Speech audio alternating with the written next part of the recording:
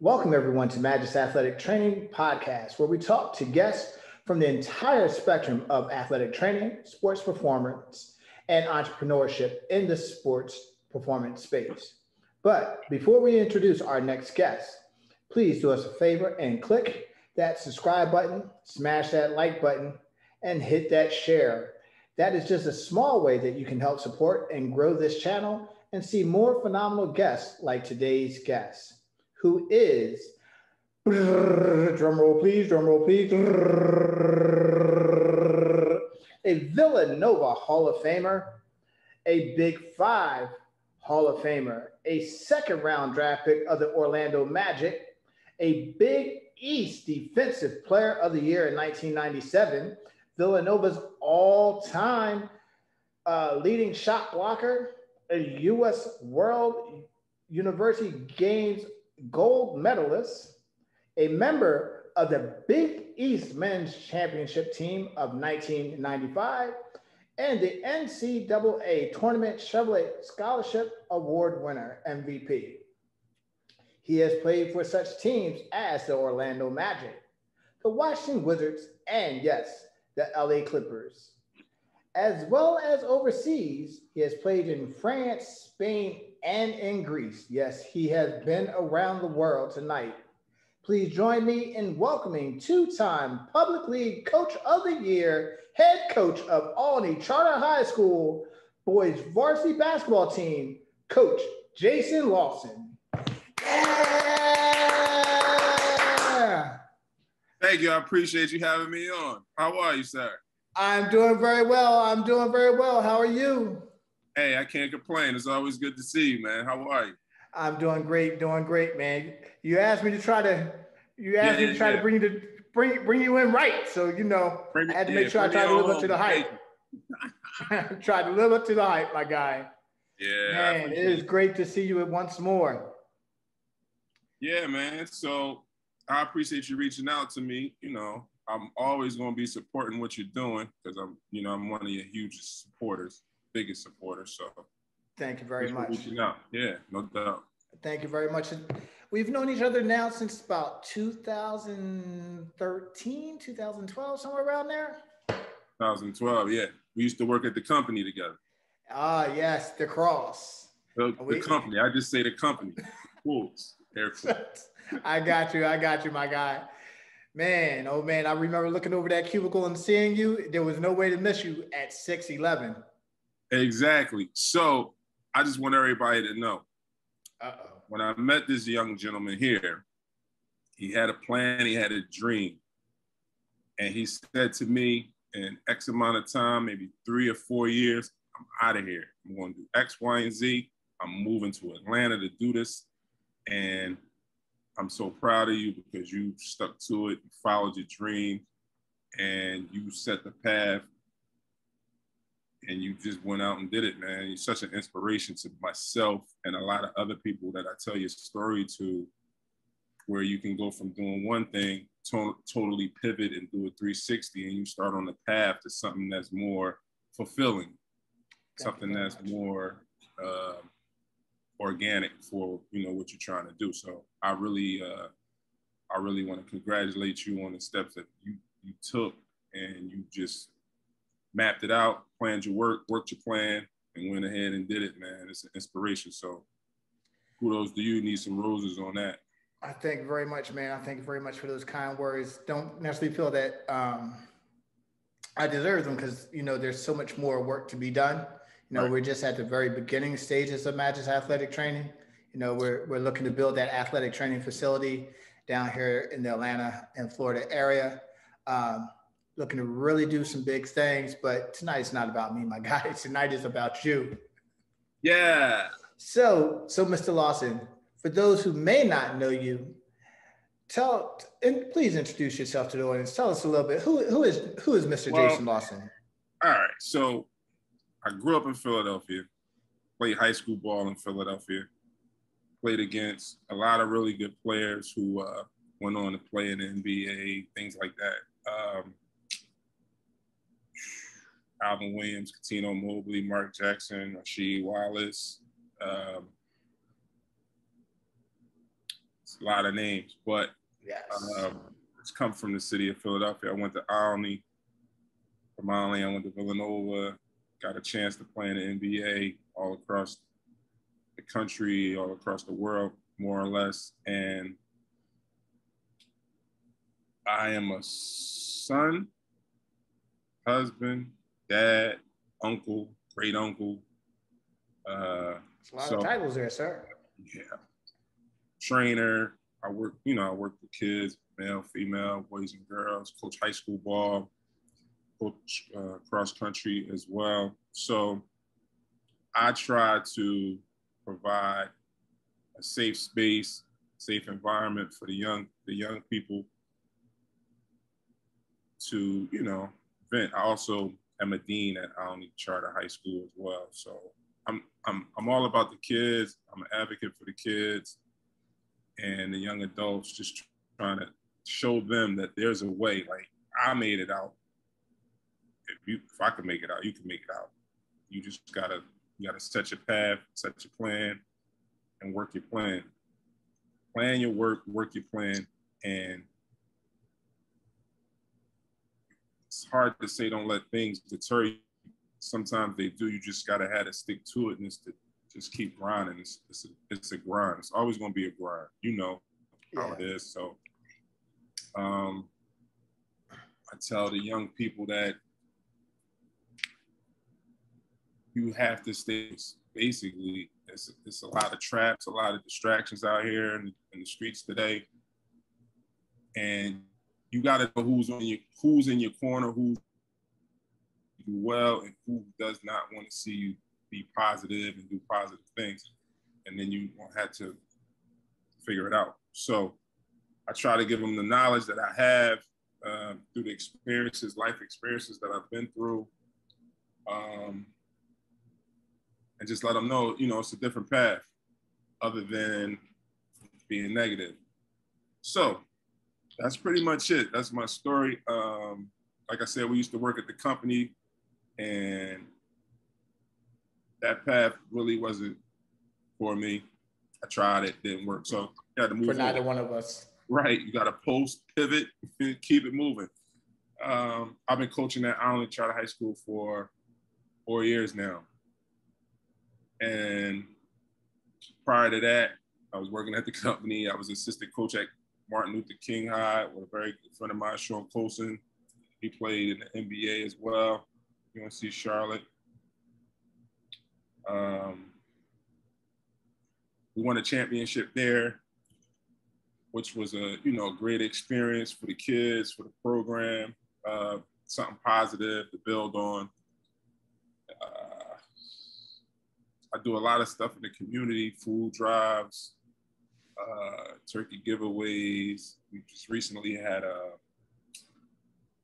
Juneteenth cleanup at OLNEY High School. We had some Villanova alumni and current students come to the school, and we did a little beautification project. So I'm always just trying to do something that involves the youth and trying to connect them with something positive, basically. That's all I'm trying to do. Gotcha. So coming up in Philadelphia and now being a coach for the young kids, and for those who don't know, Philly is a breeding ground of great coaching talent. We got Sonny Hill there. We had Jay Lapis. We had Raleigh Massimino. We had John Chaney. And now we got Coach Lawson. So, Coach, what are some of your biggest influences in regards to your coaching style growing up? And now whose coaching style has really put an imprint on how you approach your coaching? That's a good question. I try to take a little bit from a lot of people, but recently I was watching some video and a Hall of Fame speech by a good coach, great coach by the name of Nolan Richardson, coached at Arkansas. He was back in Arkansas back in like the 90s, correct? Yeah. 40 minutes of hell. Yes. Full game. We run, we press. But And also, he gave the young players on the team a lot of positive life lessons.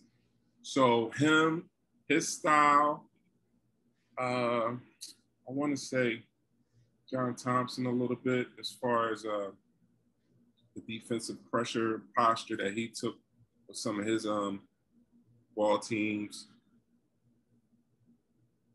I'm trying to just incorporate a lot of up and down. Speed the game up, more possessions, just outwork the other team. Make it a fast-paced game. Right. So take it out to half court. Right. We press a lot. So that's my main thing. So like I said, I was watching a lot of video of Nolan Richardson and John Chaney's 3-2, 2-3 matchup. Try to incorporate some of that. Any Jerry Tarkanian running Rebels? Running Rebels, yeah. It's just a lot. So sometimes you can watch a basketball game and you can watch some sets that teams are running in the NBA or in college, and then sometimes you use some of their stuff, some out of bounds plays underneath out of bounds. So my main philosophy is defense because that's what I was brought up on. You mentioned defensive player of the year, block shots. Like I took pride in playing defense. I took pride in protecting the basket, protecting the rim. My teammates knew that if they got beat off the dribble on the wing, I was there to help clean it up, start the break, put that thing on the backboard, push it, kick it, we out. Try to turn your defense into offense, basically. So my philosophy is we got to get stops in order to run. So the best way to do that is to, try to create turnovers. Gotcha. So in looking at how the game was played when you were coming up, did you play in the Sunny Hill League? Yeah, for sure. Oh, okay. So coming up through high school, Baker League, shout out to Sunny Hill. Yes. So coming up, through the Sunny Hill League and through all the leagues there locally in Philadelphia, what do you see as some of the biggest changes in how the high school game was played when you were coming to the league as opposed to how it is now? And how do you effectively connect with those players? Because it seems like now everybody wants to, if I'm 7'2", I still want to sit behind the 3-point line and shoot a jumper. I don't want to get down, right, low in the box. Well, I mean, here's the thing. The game has definitely changed. Guard-driven game, kind of, sort of. You see in the finals, you got two bigs playing on either side. But the thing is, you have to, when you're constructing your team or the players that you blessed to have, you got to play to their strengths. So that's basically what I try to do. If you can shoot, I'm going to let you shoot, but you always got to defend. A lot of people shoot a lot of threes, analytics. Rebounds. Yeah, a lot of people say the analytics is more geared towards the 3-point shot because it's they say it's a more efficient shot than some twos, but I'm a big proponent of mid-range. Your mid-range game got to be A+. Like you can shoot threes, right? So you can shoot threes, but you also got to be able to shot fake, put it on the floor, and pull up. Not a layup, but mid-range. Yeah, be able to get to that elbow. Right. So that keeps people honest. And in doing that, you gotta be able to dribble. So what I tell kids is play to your strengths. And if you want to work on doing other things, all right, let's get in the gym and let's work on your weaknesses. But you can't just come out and just say, I'm gonna dribble 13 times and then pull up. We're not doing that. We're not gonna get nobody doing that. We can't have no and-ones. Yeah, you can have some and-ones. No, I'm talking about and-one tournament players. Oh, Nah, you gotta get off the ball. Dribble the air out the ball. Dribble the leather off the ball, get off the ball, cut, pass, set a screen away, come back. You gotta be able to play off the ball. A lot of players think that the only way they can impact the game is if they have the ball in their hands. And that's not true. You could be an off the ball player, come off the screen, or you can impact the game defensively. I tell kids all the time, if you want to stay on the court, guard, defend, lock up somebody. If you lock up the other team's best perimeter scorer, post player, whatever the case may be, there's always going to be a spot for you.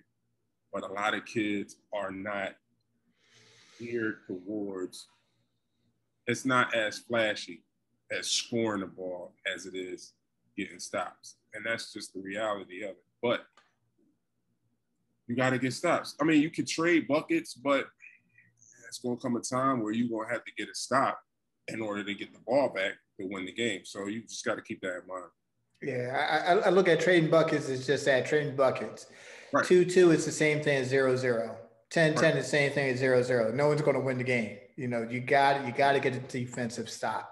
But how do you really get kids to buy in defensively when we have such influence through social media, and everyone wants that? Everybody wants to do it for the gram, but when they're doing it for the gram, they want to pull up from 3/4 court. They want to shoot from behind the 3-point line. They want to. Heck, even the big men don't want to slam anymore. They now want to shoot from. They want to do the little jelly. Exactly. Come on. So here's the thing. I don't know. I guess it's like you could drill it, you could coach it, you could talk about it in your film sessions. At some point, you're going to know, what type of player you're dealing with when it comes to, is he substance or is he flash? Is he doing it for the gram, or is he really like locked in, focused, trying to, so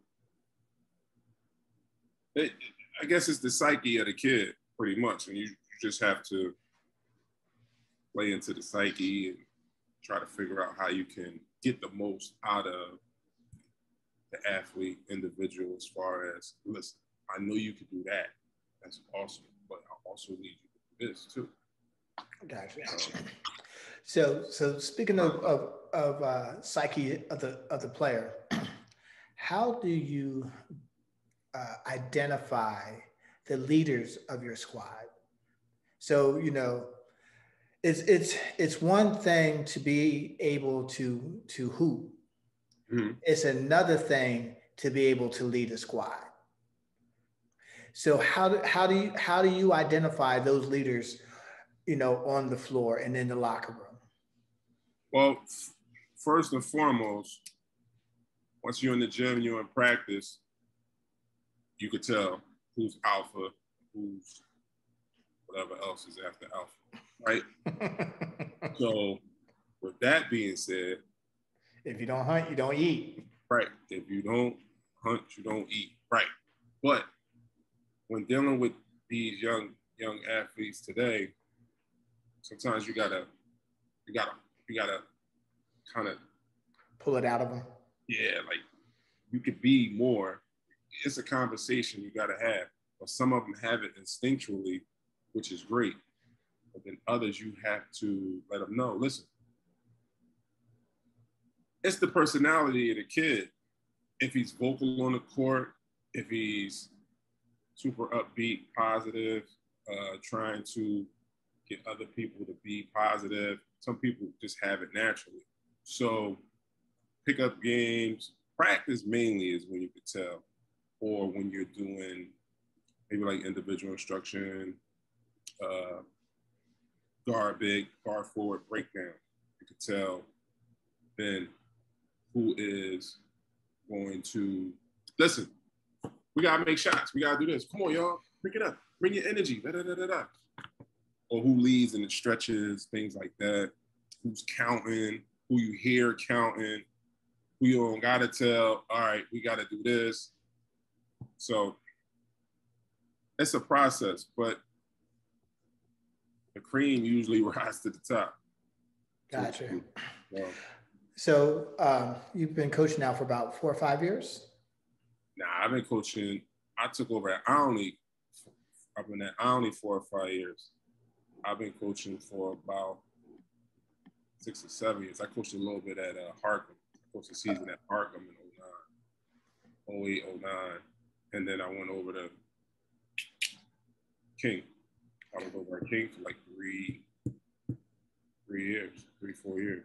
The whole time we was at the company, I was assistant coach at King. So it's been a while. Assistant coach, and then I took over at OLNEY. So tell us a little bit about that transitioning from the company to actual coaching.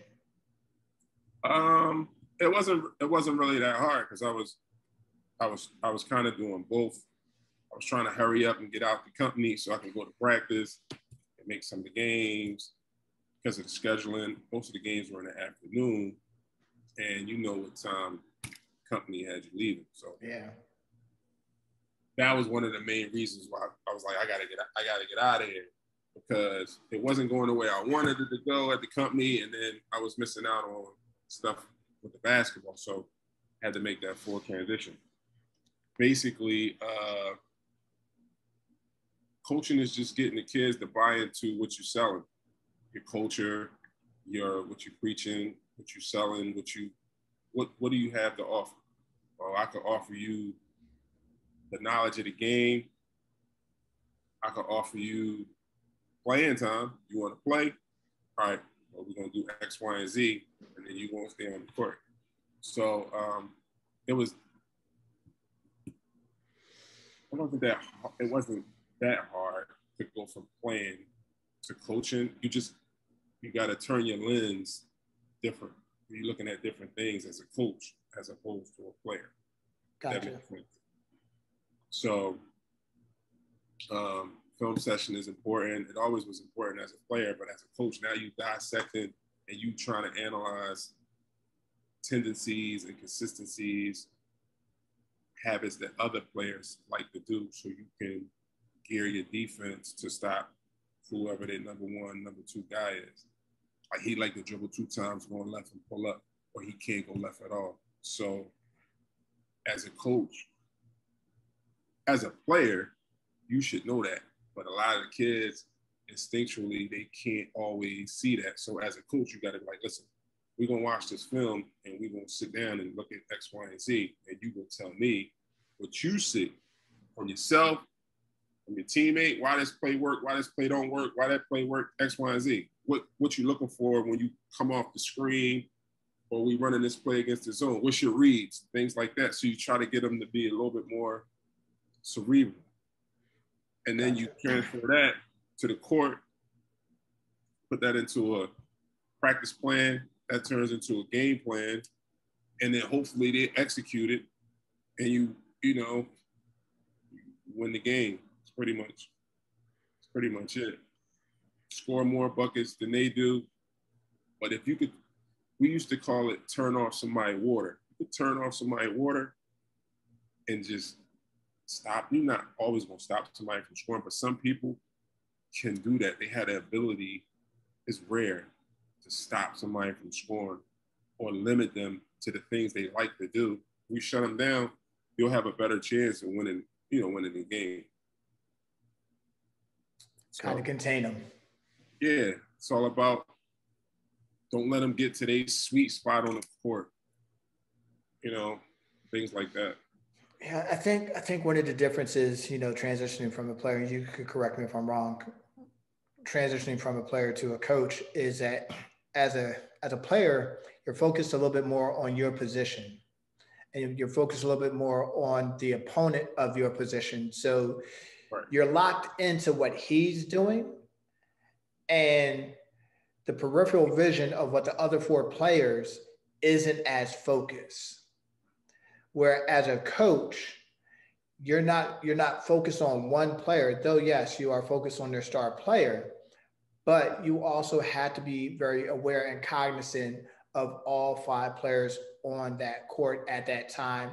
And heck, you may need to be pay attention to, 2 to 3 deep on the bench to know what they're going to do, what their tendencies are. Because as a player, you're so locked in on what your quote unquote your matchup is that Right. you're not necessarily cognizant of everything else that's going on around you. Yeah, that's true. That's very true. The thing about it is when you call a play as a coach, you have to know, like the point guard, you got to know where everybody's supposed to be and what everybody's supposed to be doing. But as a player, you just worried about my assignment. Right, exactly. And then on defense, it's the same thing. So yeah, that's very, very well put. So I had to go from player mode to coaching mode and like explaining to the kids, well, if you don't wait here for the screen, the play not gonna work because the play is for you.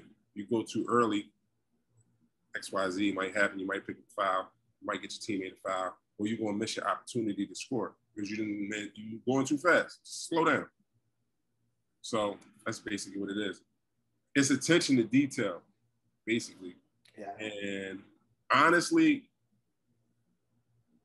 being a coach has helped me be more in tune to little details and nuances of the game and life. Stuff going on, in my home, at work, because you start to see things a little bit. Gotcha. So as a coach, what would you say is your greatest strength? I would say my greatest strength is just being able to positively influence the young people that I work with. Gotcha.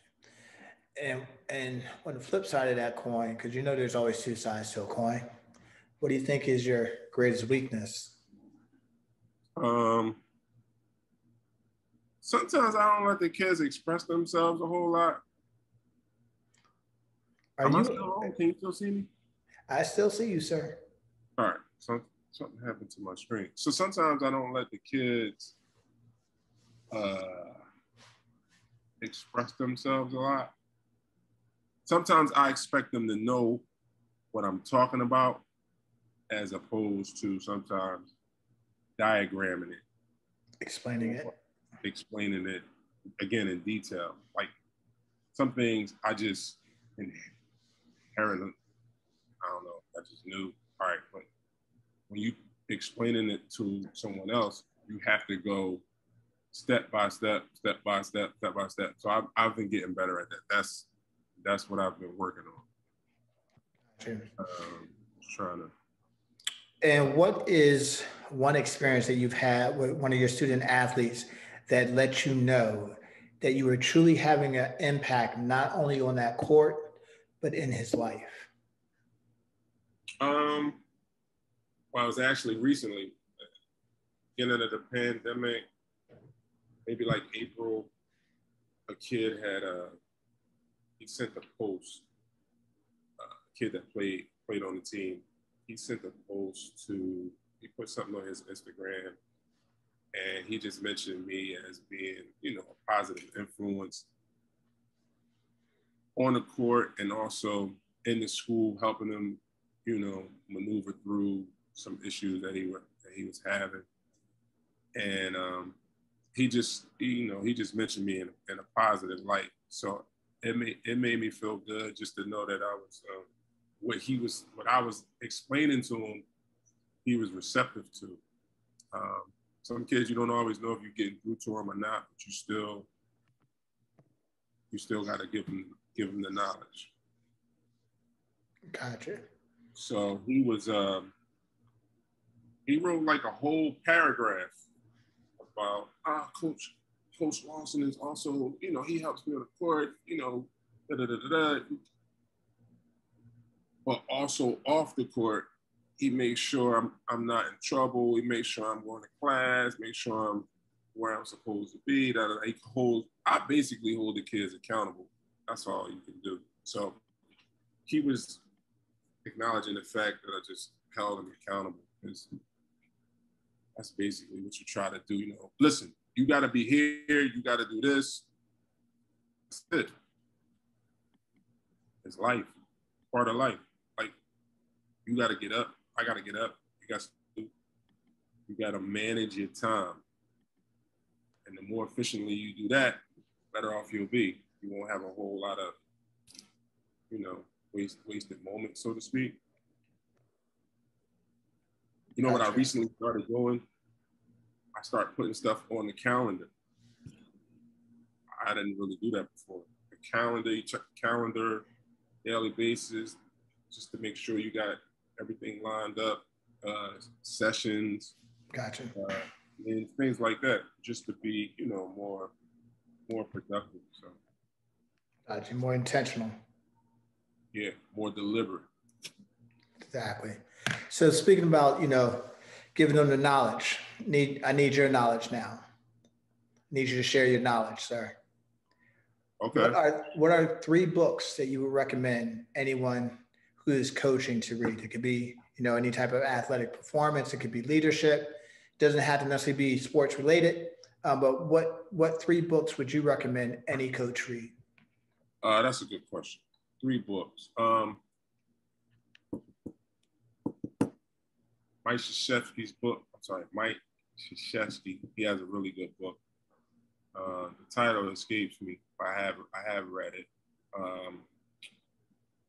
It's a really good book on coaching. What else? Cornbread Earl and Me. Ever read that book? Yes, sir. Yes, sir. So that's a little. I saw the movie. Exactly. That's another one.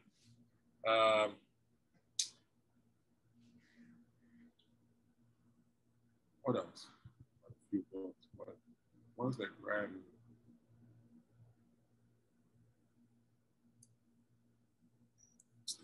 Hold on.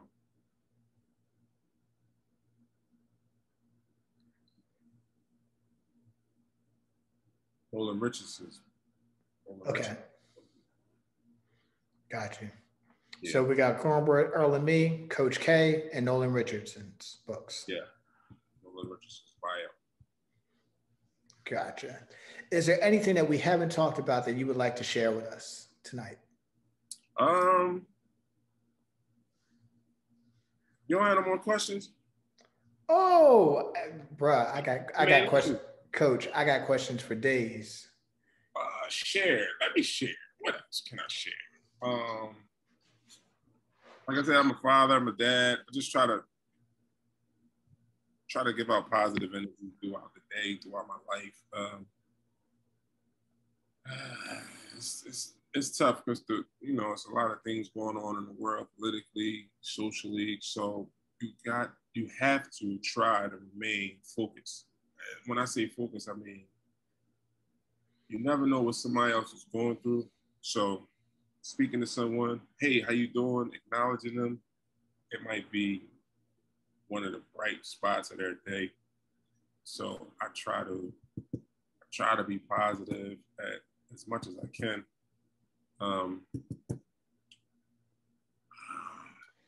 So I dabble a little bit in real estate. Working on that.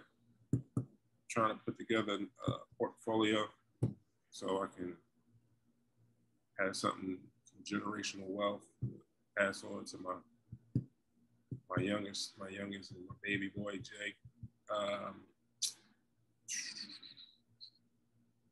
A legacy, because I can't give him the trophies that I won. He can't do nothing. Yeah, trophies. Yeah, So. But every time you see little boy Jay, that is your legacy. Right. So I just try to be a positive of a role model as I can. My dad was a big influence on my life, just as far as watching him be a dad, support my mom, go to work, come home. He taught me how to grind. kind of grind, more or less. I watched him. He would get up and go to work, come back, get up and go to work, come back. He did more than that, but he just was steady. My brother was a positive influence in my life. He showed me that I could be a better athlete. He said, listen, if you want it, all you got to do is work hard. I'll help you get to it. If you want to play at that level, college level, So I have a question for you. Who was the better athlete, you or your brother? My brother earlier. Then once I learned the game, I grew. He could shoot the jump shot. He had real quick hands, but I would say, respectfully, I'm gonna say him. That's the type of person. But I play, so I'm just gonna play. I got you. Positive influences, yeah. Gotcha. So what is next for Coach Lawson?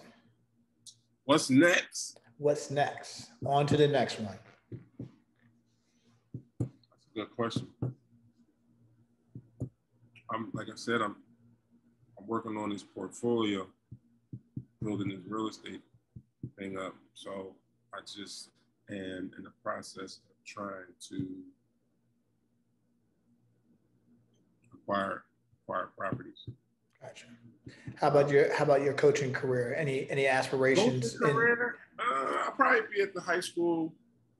I like coaching high school ball. I want to coach college ball, but it's very, very political.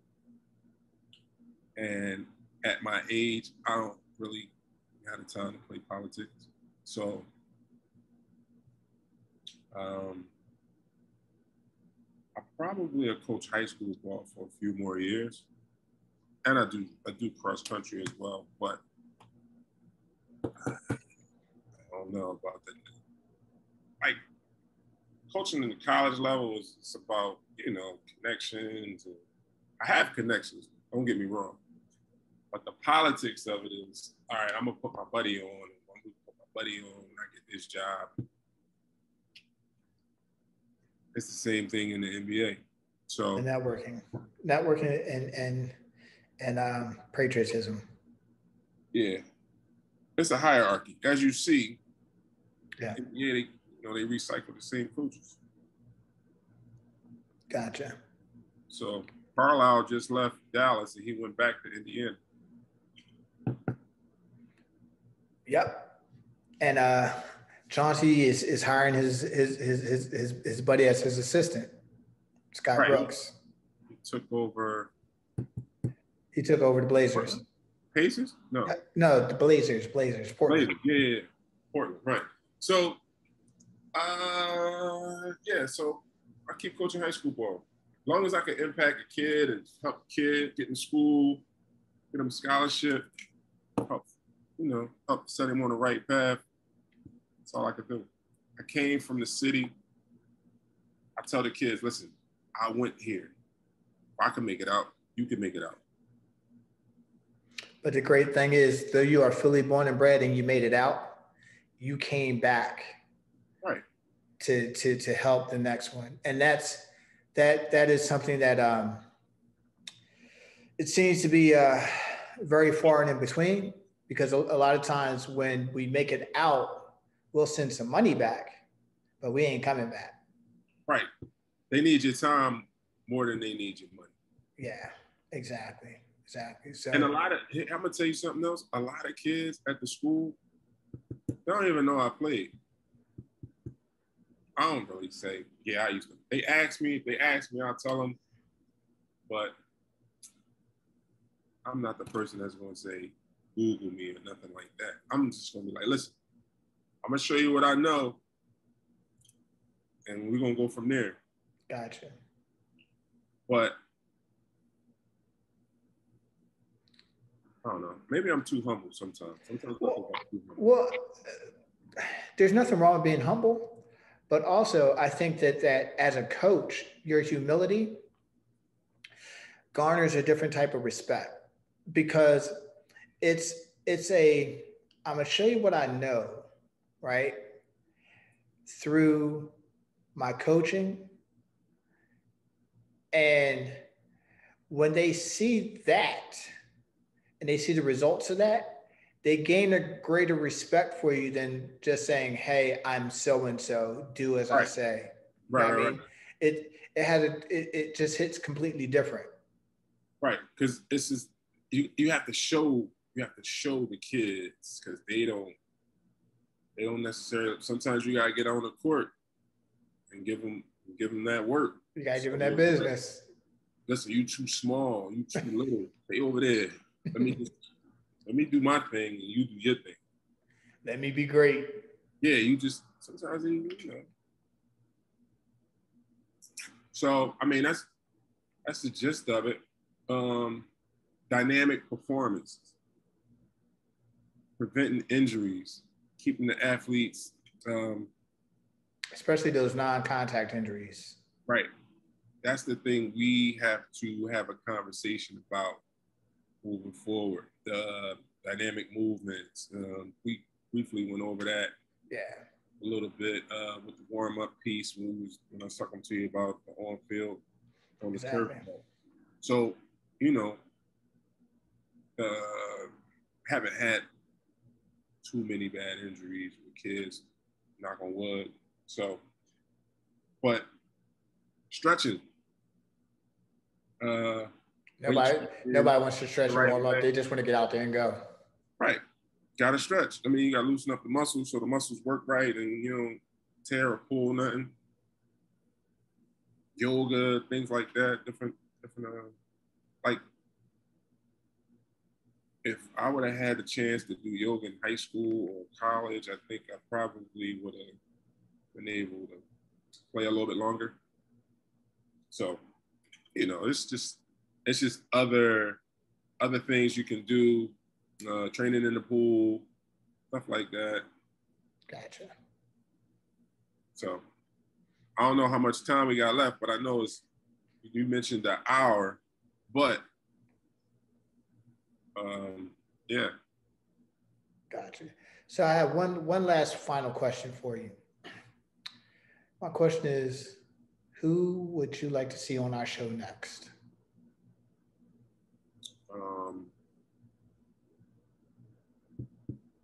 That's a good question. I mean, you know so many people. Does it got to be a coach? It doesn't have to be. It doesn't have to be a coach. Anyone within, you know, the leadership, entrepreneurial, coaching, sports performance, athletics, anything, anyone within that in that realm. Masa Ajiri. Okay. From he was with Toronto. Yeah. Is he still with Toronto? I thought he got it. No, he is still with Toronto. They tried to pluck him out to go to Detroit, I do believe, but he didn't go. I would love to have sit in on a conversation with him and how he, you know, evaluates talent, picks players, builds a team. That would be, you know, really interesting. I might need your help in getting that one on here. I could do that. I know a guy who played for Toronto, Kyle Lowry, from Philly. Okay. Yeah, exactly. Philly guy. Exactly. So, speaking of Philly guys, so do you still see any of the Philly players that have moved on, like Sheed, Alvin Williams? Yeah. Aaron McKee. Last time I saw Aaron McKee was at a game. He was coaching. I keep in touch with Al. I saw Kerry on the Zoom. John Celestin. I saw she came to town last year, did a march in Philly. So I actually did see him. And then, you know, try to keep in touch with John Haynes. Okay. They're local. Sheed is out of town. Sheed is in North Carolina, isn't he? Yeah. Catino, I try to keep up with him on Zoom. I remember seeing Sheed inside the gallery before he went to North Carolina when he was a senior in high school. Right. Yeah, I mean, so I played against him in high school for 4 years. Like everybody compared us. Da, da, da, da, da. So that was one of my biggest rivals. Yeah, one of my biggest rivals. So it's been I actually came full circle. It's crazy. I started here in the city, left OLNEY. Didn't think I would come back to being a coach at OLNEY High ever, let alone work at the school. Played high school ball, college ball, NBA, left town. Did all these things. Basketball has provided me a pretty good life. But then back where you started from, right back at OLNEY High, but now you coaching and mentoring and trying to keep the kids from, try to show them a better way, basically. Like, your way might work, but try this way. This might give you a little bit better results. You never know. Gotcha. So I'm going to digress for 2 seconds. So we talked about you really need to play as a coach, you need to play to your player's strength and how a team is constructed. How do you feel that Team USA is constructed right now with no bigs? They got bigs. They're not traditional bigs. They got bigs. Well, here's the thing. They have Bam Adebayo, and they got Horace Grant Nephew. And they just lost. I was going to put up a post last night and say, should we be concerned that the U.S. basketball team has already lost 2 exhibition games? Should we be concerned? I'm gonna say yeah. I mean, think about it. Like we just lost 2 games, right? But they exhibition games, which I do understand. But you, as a coach, understand that how you practice is how you play. Right. So, what can you do to? I watched the highlights of the game where they lost to Nigeria. Yes. And then they just recently lost to Australia. Correct. I don't think, to answer your question, I don't think the team is constructed badly. You got some of the best players in the NBA on the team. Best players don't mean the best team. That's true. So they got to figure out a way to win. Sometimes you got to sacrifice when you at that level to win. Like, everybody not going to be able to score the ball all the time. And you got to defend. I mean, Bam Adebayo is a defender. I didn't watch the Australia game, but Australia, they were getting backdoored almost every other play. But every other play. Have people that play on the team that's in the NBA as well. Yeah. So I don't know. I'm gonna say give them a little time to figure it out, but I'm not gonna call the police just yet. You're not gonna panic yet? No, I ain't gonna panic just yet. So I have a question for you. Who's coaching that team? Excuse me? Who's coaching that team? Popovich. Yes, sir.